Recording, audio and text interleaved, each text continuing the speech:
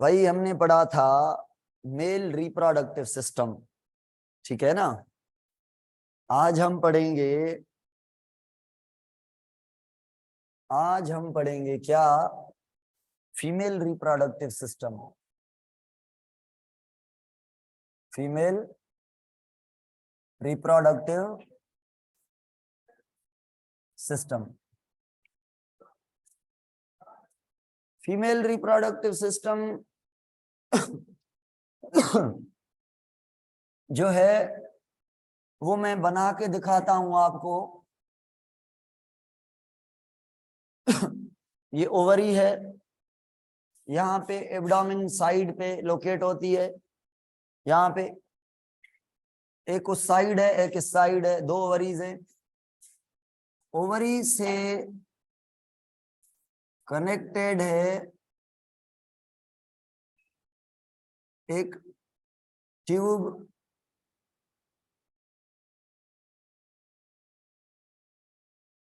जिसको हम कहते हैं फैलोपियन ट्यूब, जिसको हम कहते हैं फैलोपियन ट्यूब। ये जो फैलोपियन ट्यूब है ये वाला, ये ओपन होता है एक स्ट्रक्चर में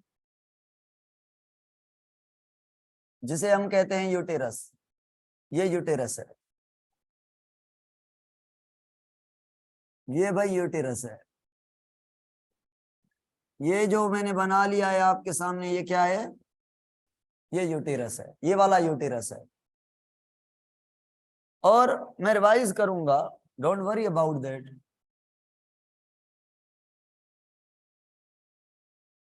ये ओविडक्ट है। अब यहां पे भी है ओवरी, और ओवरी से अगेन कांटेक्ट में है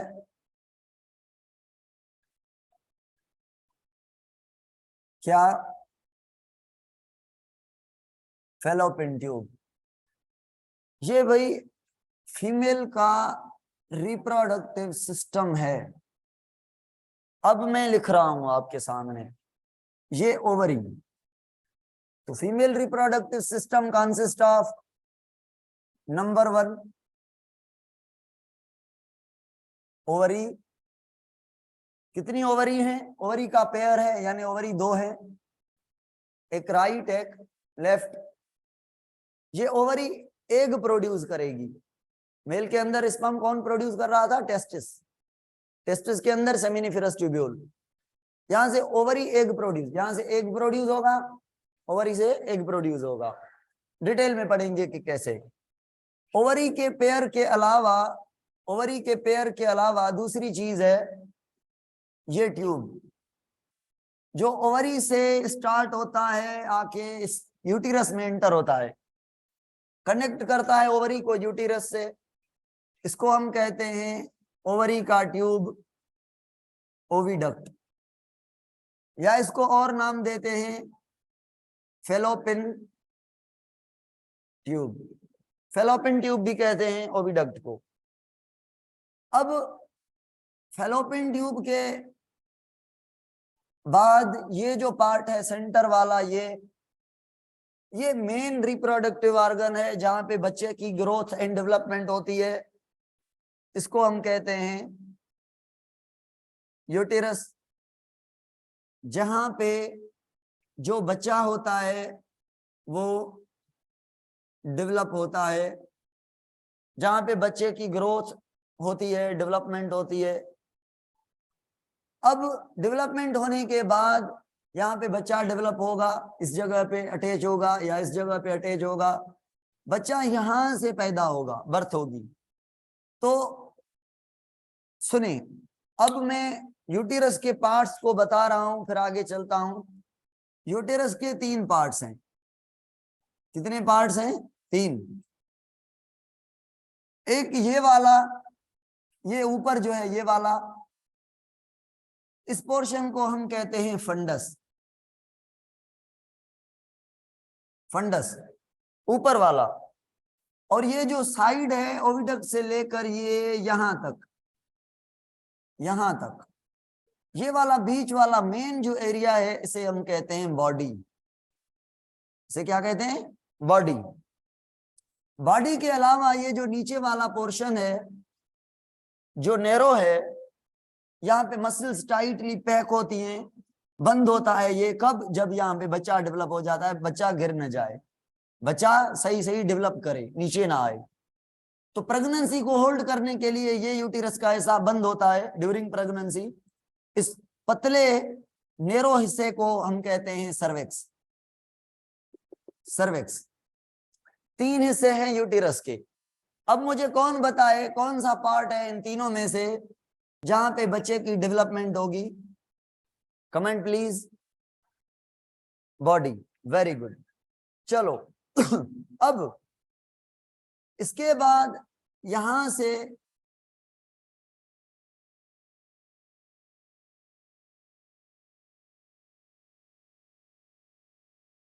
ये जो ट्यूब है, ये वाला, जहां से यूरिन बाहर रिलीज होता है, इसकी साइड से होता है, और जहां से जो बच्चा है बर्थ होगा, जहां से स्पर्म को इंजेक्ट किया जाएगा, ये पार्ट कहलाता है वेजेना। इस पार्ट को क्या कहते हैं? चौथे पार्ट को हम कहते हैं वेजेना। तो भाई हमारा जो फीमेल रिप्रोडक्टिव सिस्टम है ह्यूमन के केस में, वो 4 हिस्सों पर मुश्तमिल है। वेजेना एक है, यूटिरस एक है, ओविडक्ट 2 हैं, ओवरी भी 2 हैं। अब सुने भाई, अब हम ओवरी से नीचे आते जाएंगे डिटेल में। अब एक एक की डिटेल पढ़नी है। अच्छा, इतना तो समझ गए होंगे आप कि फीमेल रिप्रोडक्टिव सिस्टम का काम क्या क्या है। आप कहेंगे सर एग प्रोड्यूस करना काम है फीमेल रिप्रोडक्टिव सिस्टम के। कौन से हिस्से का? ओवरी का। और आप कहेंगे एग प्रोड्यूस करने के अलावा सर एक और काम भी है, फर्टिलाइजेशन करना। बिल्कुल, फर्टिलाइजेशन भी इसमें ही होगी। देखेंगे कहां पे हो रही है, यहां पे होगी फर्टिलाइजेशन, ओविडक्ट में। फर्टिलाइजेशन के बाद आप कहेंगे जब फर्टिलाइजेशन हो जाएगी तो ये फर्टिलाइज आएगा कि यहाँ पे चिपकेगा यूटिरस में, बॉडी में आकर ये क्या होगा? चिपकेगा। चिपकने को हम कहते हैं इम्प्लांटेशन। तो इम्प्लांटेशन की जगह भी ये है फीमेल रिप्रोडक्टिव सिस्टम, और मेनली क्या? यूटिरस। इम्प्लांटेशन के बाद बच्चे की जो डेवलपमेंट है, ग्रोथ है, वो भी यूटिरस में यानी फीमेल रिप्रोडक्टिव सिस्टम में। और आप कहेंगे सर और तो और मेंस्ट्रुएशन करना भी इसका काम है। मेंस्ट्रुएशन करना भी इसका काम है। अब कंपैरेटिवली मेल रिप्रोडक्टिव सिस्टम से फीमेल रिप्रोडक्टिव सिस्टम को देखें तो थोड़ा कॉम्प्लिकेटेड है। इसके बहुत सारे फंक्शंस हैं। मेंस्ट्रुएशन मतलब जो ब्लीडिंग होती है मंथली। मेंस्ट्रुअल का मतलब ही होता है मैंने से लिया गया मंथ। क्यों होती है हम समझेंगे डिटेल में। अब भाई ओवरी से आते हैं। अब अगर मैं ओवरी की बात करूं, ये जो ओवरी है अगर मैं इसको बढ़ा करके बनाऊं, तो इसकी साइज क्या है पता है? इसकी ओवरी की जो लेंथ है वो है 3 से लेकर 5 सेंटीमीटर की लेंथ। एल मतलब लेंथ। और जो इसकी विड्थ है 2 से लेकर 3 सेंटीमीटर इसकी विड्थ है। और ये ओवरी बाल टाइप नहीं है, थोड़ी ओवल टाइप है। अंडे जैसी है, अंडे देती है, अंडे जैसी है। ओवम एग प्रोड्यूस करती है। अब ये जो ओवरी है कहां पे प्रेजेंट होती है? एब्डोमेन में। एब्डोमेन में कौन सी जगह पर? लेटरल साइड्स पर। अब जो ओवरी है ये ऐसे कैसे एब्डोमेन के अंदर लगी रहेगी? इसको लगाने के लिए, लोकेट करने के लिए कोई धागे होंगे जिनसे जो ओवरी है वो अटैच होगी। तो भाई उन धागों के नाम क्या हैं जो ओवरी को कांटेक्ट में रखते हैं, अटैच करके रखते हैं? इन धागों का नाम है लिगामेंट। क्या है नाम? लिगामेंट। लिगामेंट की वजह से जो ओवरी है हमारी एब्डोमेन के अंदर लटकी हुई है, बांधी हुई है, अटैच है, पकड़ी हुई है, तो लिगामेंट क्या करते हैं, ओवरी को लोकेशन देते हैं। अगर लिगामेंट ना हो तो ओवरी नीचे पेट के अंदर नीचे नीचे नीचे नीचे गिर जाए। समझ आ रही है? तो ये लिगामेंट ओवरी को अटैचमेंट देते हैं। उसके अलावा ओवरी के अंदर एक सेल होता है, ओवरी के अंदर एक सेल होता है सेंटर पर एक सेल होता है जिसको हम कहते हैं क्या, सेंटर वाले सेल को हम कहते हैं oocyte। क्या कहते हैं भाई? oocyte। ये oocyte क्या है? ऐसा सेल है जिसमें इमेच्योर एग है, जिसमें इमेच्योर एग है, यानी आगे चल के सॉरी ये जो सॉरी एक मिनट, ये जो ओवरी है, ये जो ओवरी है बनी हुई है छोटे छोटे छोटे छोटे वेसिकल्स की। किसकी बनी हुई है? वेसिकल्स की बनी हुई है, पाउच की। ये जो वेसिकल मैंने बनाए हैं, ये जो वेसिकल मैंने बनाए हैं ये वाले, इनको हम कहते हैं फॉलिकल्स। क्या कहते हैं? फॉलिकल्स। तो ओवरी किसकी बनी हुई है? फॉलिकल की, फॉलिकल की बनी हुई है। अगर अब मैं इस फॉलिकल को बड़ा करके बनाऊं, इस फॉलिकल को बड़ा करके बनाऊं, एक फॉलिकल को निकाल के बड़ा करके बनाऊं, तो ये जो फॉलिकल है ये बनी हुई है एक सेल की जिसका नाम है oocyte। और oocyte तो सेंटर पर है, उसके अलावा इस फॉलिकल के अंदर सेल्स हैं, इस फॉलिकल के अंदर सेल्स हैं जिनको हम फॉलिक्यूलर सेल्स कहते हैं। कौन सा सेल कहते हैं? Follicular cells. तो एक जो फॉलिकल है वो दो टाइप के सेल्स की बनी हुई है, एक उसमें oocyte है सेंटर वाला, और साइड वाले जो सेल्स हैं उन्हें हम कौन से सेल कहते हैं? Follicular sales.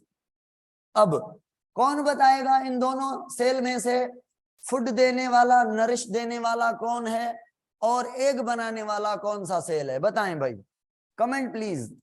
आप कहेंगे सर oocyte एग बनाएगा और जो बाकी फॉलिकल सेल्स हैं ये oocyte को फूड देंगे ग्रोथ करने के लिए। तो ये क्यों है फॉलिक्यूलर सेल? फूड देने के लिए, सपोर्ट देने के लिए, प्रोटेक्शन देने के, oocyte को प्रोटेक्ट भी करेंगे, और oocyte ग्रो करके आगे चल के ये इसमें एक सेल है, oocyte एक सेल है, तो ये इमेच्योर है, ये मेच्योर होगा और मेच्योर होकर एग प्रोड्यूस करेगा जिसको हम एग भी कहते हैं या ओवम भी कहते हैं, फिर ये एग रिलीज होगा। ठीक है। एक फॉलिकल जब बड़ी हो जाए,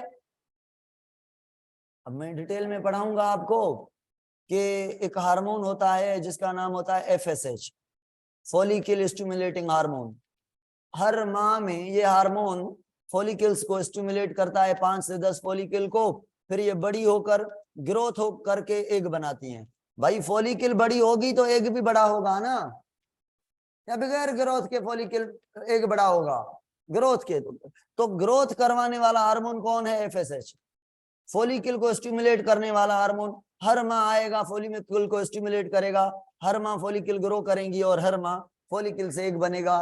we will detail discuss in detail ये चीजें आगे, अभी इतना याद करें कि ओवरी से एग बनते हैं, बस कैसे बनते हैं, हाउ, ये हम बाद में पढ़ेंगे। चलो हाँ भाई, तो जो एग बना ओवरी से, ये एग ओवरी से बनकर कहाँ पे आता है? एग ओवरी से बनकर निकल कर इस ट्यूब के अंदर आता है, इस ट्यूब के अंदर एग आता है। तो ये जो ट्यूब है इसका नाम क्या रखा था हमने? ओविडक्ट या फेलोपियन ट्यूब इसको पढ़ते हैं भाई। ये जो पार्ट है ओविडक्ट का फिंगर टाइप, इस फिंगर टाइप प्रोजेक्शन को हम कहते हैं फिम्ब्री या फिम्ब्राई, फिम्ब्री या फिम्ब्राई। ठीक है, इस फिंगर लाइक प्रोजेक्शन को कहते हैं। ये ऐसे फिंगर टाइप होते हैं, जैसे एग निकलेगा ओवरी से ये एग को कैच कर लेंगे। इनमें कोई स्टिकी सब्सटेंस होते हैं, जैसे एग निकलता है उस एग को कैच करते हैं। चकमक टाइप नहीं होता, मैजिक जो होता है, वो किसी को चीज को खींचना हो, लोहे की चीज को, तो दिखाएंगे वो खुद ब खुद लोहा आ जाएगा। ऐसे इसको खींचने की कैपेसिटी होती है फिम्बरी को, तो फिम्बरी खींच के एग लेता है, किससे? ओवरी से। अब मुझे बताएं, ओवरी से एग का निकलना इनटू द ओविडक्ट, ये क्या कहलाता है? आप कहेंगे ओव्यूलेशन। ओव्यूलेशन, ओव्यूलेशन मतलब ओवरी से एग का निकलना। भाई फॉलिकल में एग मैच्योर हुआ, फॉलिकल जाके ये साइड में आके टकराएगी इस ओवरी के, इस फॉलिकल से ओवरी से एग निकलेगा बाहर। तो एग के निकलने को हम क्या कहते हैं? एग के निकलने को फ्रॉम द ओवरी ओव्यूलेशन। ठीक हो गया। अब एग किसने रिसीव किया? फिम्बरी ने। तो फिम्बरी का काम क्या है? एग रिसीव करना। और ये एग आ गया इस पहले मोटे पोर्शन में। ये देखें, ये मोटा पोर्शन, ये वाला कैसा है? आप कहेंगे सर ये तो फनिल टाइप है, ऐसे ऐसे फनिल टाइप है। तो ये जो यहां से यहां तक ये जो फनिल टाइप पोर्शन है ना, ये वाला, इसको हम कहते हैं इनफंडीब्यूलम। इनफंडीब्यूलम, इनफंडीब्यूलम इसको कहते हैं। और इनफंडीब्यूलम के अलावा यहां तक ये जो थोड़ा मोटा पोर्शन है, ये बड़ा मोटा और ये थोड़ा मोटा जो पोर्शन है यहां तक, इसे हम कहते हैं एम्प्यूला। Ampulla, ampulla. और एम्प्यूला के बाद जो पतला सा पोर्शन है, जो जाके इंटर होता है, कहां पे? जो जाके इंटर होता है,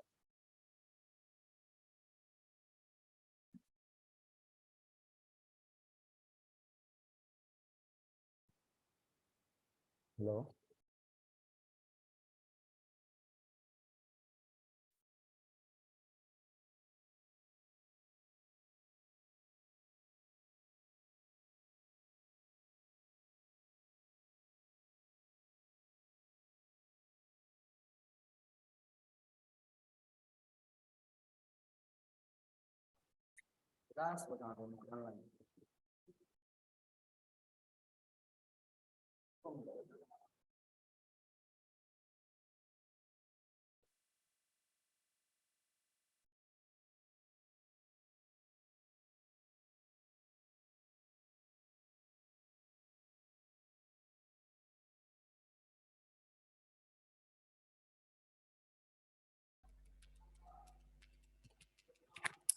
इमरजेंसी कॉल हुई, कॉल अटेंड करनी हुई। हाँ अच्छो, हाँ मोटी अच्छो। हाँ कहाँ तक थे हम? क्या मैंने कहा था? मैंने कहा था कि ये सेकंड पोर्शन एम्प्यूला है। पता है, ये एम्प्यूला एंड इनफंडीब्यूलम दोनों ओवरी के करीब हैं, है ना? ये दूर है, ये दोनों ओवरी के करीब हैं। तो इन दोनों को मिला के हम कहते हैं proximal part, proximal part of ovary, proximal part of oviduct, जो ओवरी के करीब है, इनफंडीब्यूलम एंड एम्प्यूला। और ये जो पोर्शन है यहां से लेकर पतला सा नेरो, इसको हम कहते हैं इस्थमस। क्या कहते हैं? इस्थमस याद है, थायराइड ग्लैंड में पढ़ाया था।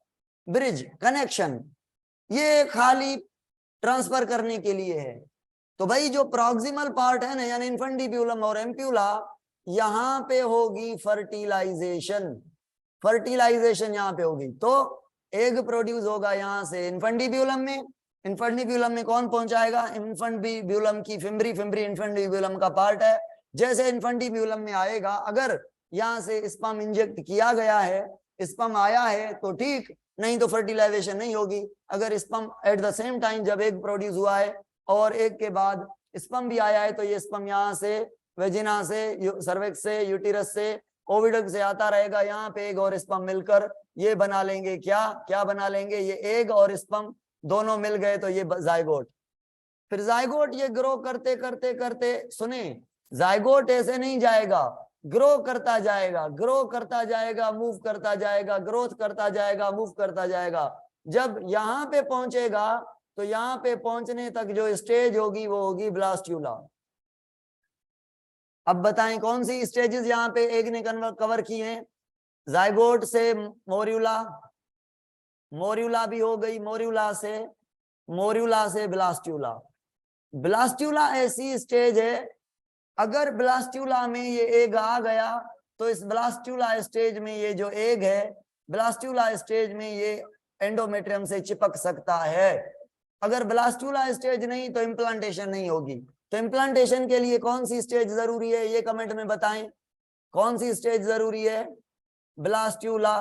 तो भाई सुनिए, एग के निकलने से यहां तक ब्लास्टुला तक टाइम लगता है 6 से लेकर 7 दिन, यानी ओव्यूलेशन से लेकर ये जो जर्नी है ओविडक्ट से, ये जर्नी ओविडक्ट से 6 से 7 दिन लग जाते हैं। ठीक है, 6 से 7 दिन लग जाते हैं। अब सवाल ये है कि जो जाइगोट है, हाँ ये मैं पढ़ाऊंगा कि एक माह में ये ओवरी एग प्रोड्यूस करेगी, अगले माह में ये, फिर अगले में ये, फिर उससे अगले में ये। एट द टाइम एक ओवरी प्रोड्यूस करती है एग एक मंथ में, यानी ये ओवरी 2 मंथ के बाद एग प्रोड्यूस करेगी, अगले मंथ ये, फिर अगले मंथ ये, फिर अगले मंथ ये, फिर अगले मंथ ये। ठीक है, कभी कभी हो जाता है, मैं ट्विंस में पढ़ाऊंगा कि कभी कभी 2 एग बन जाते हैं, यहां से या एक उधर से, एक उधर से, वो अलग बात है, हार्मोनल इम्बैलेंस है। मेंस्ट्रुअल साइकिल पढ़ने के बाद आपको क्लियर हो जाएगा, फिलहाल इतना समझें। हाँ, तो ये जाइगोट है, ये यहां से जो मूव करता है, ये मूवमेंट कैसे करता है भाई? जाइगोट कैसे मूव करता है? तो मूवमेंट करने के तरीके हैं।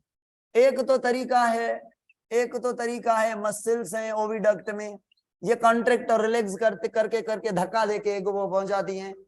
और दूसरी बात है म्यूकस होने से क्या होगा? स्लिपरी होगा, एग जल्दी जल्दी स्लिप होता होता जल्दी जाएगा, रफ नहीं है।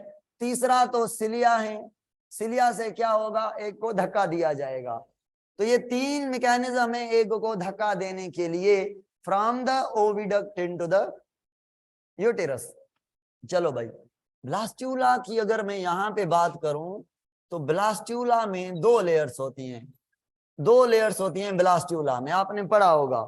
ब्लास्टुला की बाहर वाली लेयर को हम कहते हैं एपीब्लास्ट, और अंदर वाली को कहते हैं हाइपोब्लास्ट।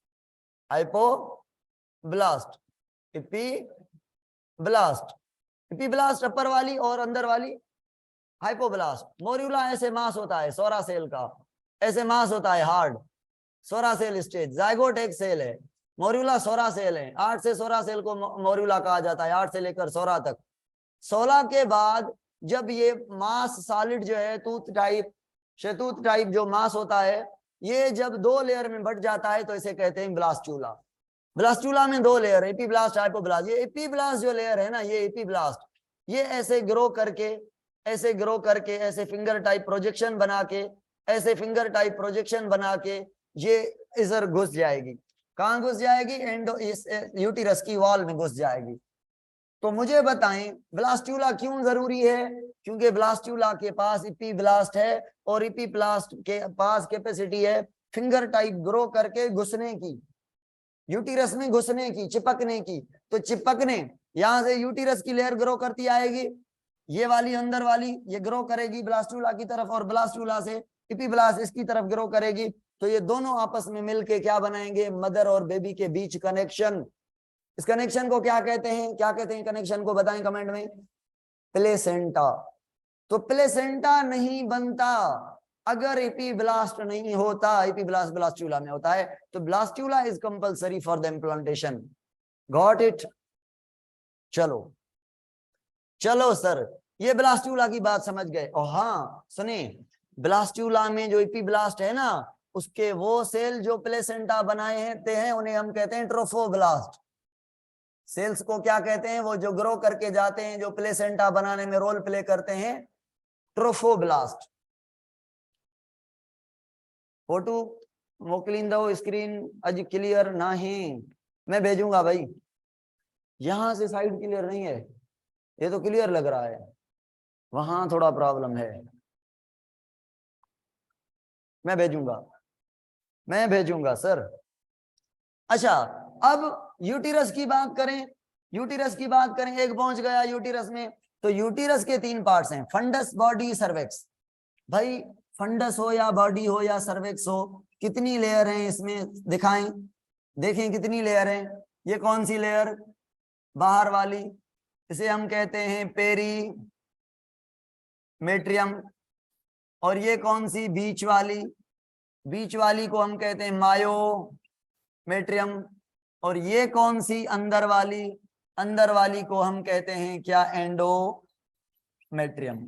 तो कौन सी लेयर के अंदर, कौन सी लेयर के अंदर ब्लास्टुला इम्प्लांट होगा, एंडोमेट्रियम के अंदर।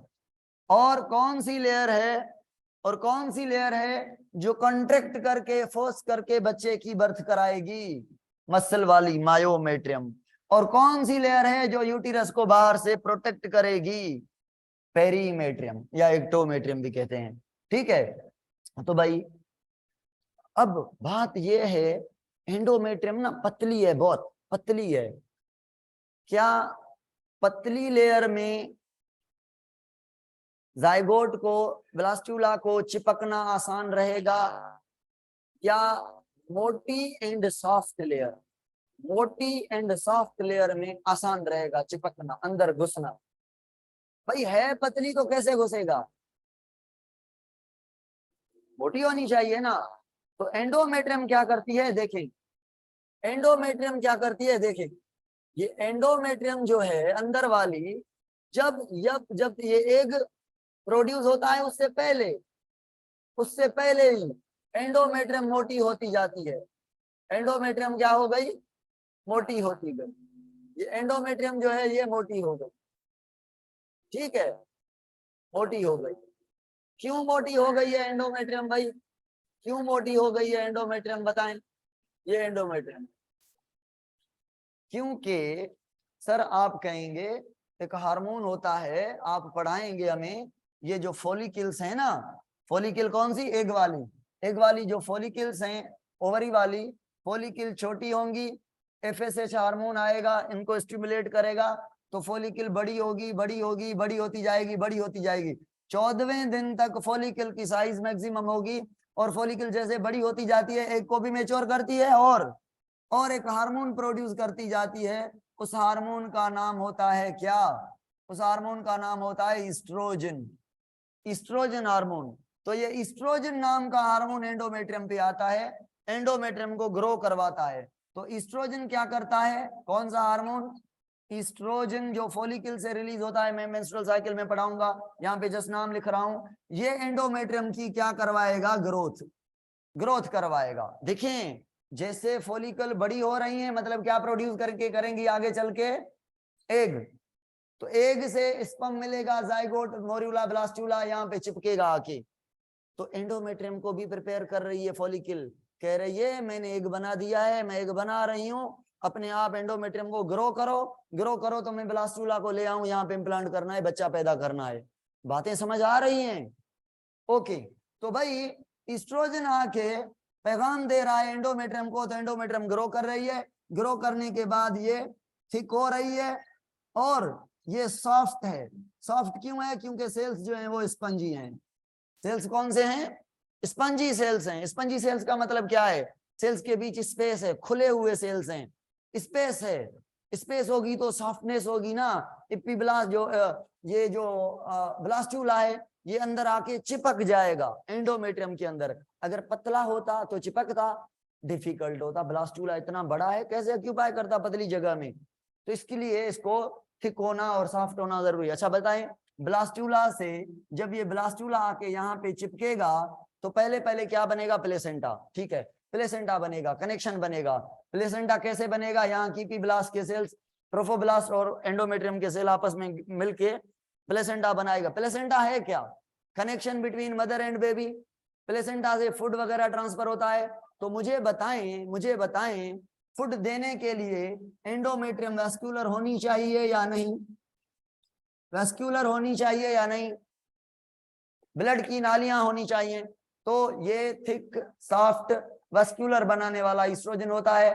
तो जब बच्चा इम्प्लांट नहीं होता, बच्चा इम्प्लांट नहीं होता, अगर इम्प्लांट नहीं हुआ, ब्लास्टुला नहीं बना, तो मुझे बताएं ब्लास्टुला नहीं बना तो ये एंडोमेट्रियम ये टूट कर ये बह जाती है हर माह में। इसके बहने को हम क्या कहते हैं, टूट कर बहने को क्या कहते हैं, मेंस्ट्रुएशन। 3 से 4 से 5 दिन ब्लीडिंग होती है, फिर अगले माह एक बनना स्टार्ट नया, और अगले माह एंडोमेट्रियम अपने आप को प्रिपेयर करती है। कौन सी लेयर है जो जो सेंसिटिव है फॉर हार्मोन, जिसकी थिकनेस एक जैसी नहीं है, कभी कितनी, एंडोमेट्रियम। ठीक है, तो ये था भाई फीमेल रिप्रोडक्टिव सिस्टम। ओवरी भी हो गई, ओविडक्ट भी हो गया, और यूटिरस भी हो गया। सर्वेक्स पे आते हैं, तो सर्वेक्स आपने बता दिया। आप कहेंगे सर सर्वेक्स जो है ये नेरो पोर्शन है यूटिरस का, और ये प्रेगनेंसी को होल्ड करने में काम आएगा, प्रेगनेंसी को होल्ड करने में काम आएगा। अगर बताएं कौन सी स्टेज पे एग इम्प्लांट होता है? ब्लास्टूला में। अगर ये 6-7 दिन में यहाँ पे ब्लास्टूला बन जाए ना, तो यहाँ के यहाँ इम्प्लांट होगा। अगर यहाँ आते हुए भी ब्लास्टूला नहीं बना, मोर्यूला स्टेज में अभी तक, यानी ग्रोथ स्लो की है इसने, तो बताएं मोर्यूला स्टेज में इम्प्लांट होगा? नहीं। अगर नहीं होगा तो नीचे आएगा। अगर नीचे आकर यहाँ पे आके ब्लास्टूला बना है तो यहाँ पे इम्प्लांट होगा। अब बताएं ऊपर इम्प्लांट होना सही है या नीचे इम्प्लांट होना सही है? सर्वेक्स को कौन परेशान करेगा? नीचे वाला। तो नीचे वाली प्रेगनेंसी सही नहीं है, ऊपर वाली प्रेगनेंसी सही है। यहाँ पे भी नहीं होनी चाहिए। अगर ओविडक्ट में ही बच्चा यहाँ पे डेवलप हो तो ओविडक्ट ब्लॉक हो जाएगा। ऐसी प्रेगनेंसी को कहते हैं एक्टोपिक प्रेगनेंसी। ये एबनॉर्मल प्रेगनेंसी है, एक्टोपिक प्रेगनेंसी। यानी नॉर्मल ना इस ट्यूब के अंदर इम्प्लांट हो, ना नीचे हो, बीच में हो, बीच में बेस्ट, बीच में ऊपरी सतह पर। ठीक है, यहाँ पे भी बच्चा डेवलप नहीं होगा, यहाँ पे होगा, मगर बच्चे के गिरने के चांस ज्यादा है। तो ऐसी फीमेल को क्या कहा जाता है? कहा जाता है भाई ज्यादा वर्जिश, एक्सरसाइज, मूवमेंट, ज्यादा एक्टिविटी, ज्यादा चलना, घूमना फिरना, उठना, सीढ़ी पे चढ़ना आपको मना किया जाता है, क्योंकि बच्चा आपका नीचे है। अगर ये एक्टिविटी उठना बैठना ज्यादा करेंगी, सीढ़ियां का चढ़ना, तो सर्वेक्स थोड़ा ढीला हो जाएगा। ढीले होने से बच्चे के गिरने के चांस हैं, एबॉर्शन होने के चांस हैं, मिसकैरेज होने के चांसेस हैं। मिसकैरेज कह लें, एबॉर्शन नहीं। एबॉर्शन कहते हैं जब आर्टिफिशियली हम बच्चे को गिरा दें, ठीक है, और मिसकैरेज मतलब है नेचुरल वे से बच्चा जो है गिर गया। तो इसको मिसकैरेज के चांस नहीं है, इसको मिसकैरेज के चांस हैं, और इसको एबॉर्शन के करना पड़ेगा, इसको निकालना पड़ेगा, नहीं तो ये नुकसान करेगा। समझ आ गई? ओके। अब वेजिना क्या है तो मैंने पढ़ा दिया, वेजिना सर्विक्स के बाद। अच्छा मुझे बताएं, सर्विक्स का काम था बर्थ में, है ना, बर्थ में, तो वेजिना का बर्थ में रोल नहीं है क्या? मदर अगर गिर जाए तो प्रॉब्लम हो सकते हैं, गिर जाए तो प्रॉब्लम हो सकते हैं, बच्चे के गिरने के चांस हैं अगर नीचे हो तो। मैं बर्थ का मैकेनिज्म पढ़ाऊंगा ना, ऑक्सीटोसिन का पढ़ाया है आपको, आप उतना रिस्पांस नहीं दे रहे जितना मैं सोच रहा था कि मैंने ऑक्सीटोसिन, ये सारी चीजें मैंने पढ़ाई हुई हैं केमिकल कोऑर्डिनेशन में, वो आपको याद होना चाहिए था, मगर उतना रिस्पांस नहीं आ रहा, इसीलिए मैंने बहुत स्लो पढ़ाया है आज का टॉपिक। ये 20 मिनट का टॉपिक था। चलो एनीवे याद है सबको, कह रहे हैं तो ठीक है। जो वेजेना है, क्या सर्वेक्स के साथ बर्थ करने में वेजेना का भी रोल है? हाँ बिल्कुल है। सर्वेक्स से आएगा तो आगे वेजेना से जाएगा, तो बर्थ में रोल है, और स्पर्म को रिसीव करने में भी इन दोनों का रोल है। स्पर्म रिसीव करता है वेजेना, जो मेल कॉपुलेटरी ऑर्गन है पेनिस, उसके थ्रू वेजिना को क्रॉस करके सर्वेक्स में स्पर्म लीड किया जाता है, पहुंचाया जाता है। तो वेजिना की साइज होती है 3 इंचेस, और सर्वेक्स की साइज होती है 1.5 और 2 इंचेस। ठीक है, ये इनकी साइज है दोनों की, 1.5 से 2 इंचेस इसकी साइज होती है। ठीक है, बाकी कुछ और चीजें हैं, एक्सटर्नल जेनिटलिया भी फीमेल में होते हैं। जो एक्सटर्नल जेनिटलिया होते हैं वो क्या होते हैं? वेजिना के बाहर 2 लेयर्स होते हैं, लेबिया माइनोरा एंड मेजोरा, जो कवर करते हैं इसकी ओपनिंग को, ताकि ये क्लोज रहे, उनको लेबिया माइनोरा और लेबिया मेजोरा। बाहर वाली लेयर जिन पे हेयर वगैरह लगे होते हैं उनको labia minora and labia majora कहते हैं। उनको पढ़ने की इतनी जरूरत नहीं है, आपके बुक में ये दी गई है। ठीक है, तो ये जो ओपनिंग है इसे हम ओरिफिस कहते हैं, ओपनिंग को ओरिफिस कहते हैं, कैनाल को वेजिना कहते हैं। और ओपनिंग के बाद जो 2 लेयर्स होते हैं फैटी टिश्यू के, मांस के, इन मासेस को जो लिप्स टाइप होते हैं मासेस, इनको labia minora and labia majora कहते हैं। और ये जो है सर्वेक्स है, ये यूटेरस की बॉडी वगैरह, ये सारी चीजें। इट्स ऑल अबाउट टुडे, बाकी कल पढ़ेंगे इंशाल्लाह। ठीक हो गया भाई?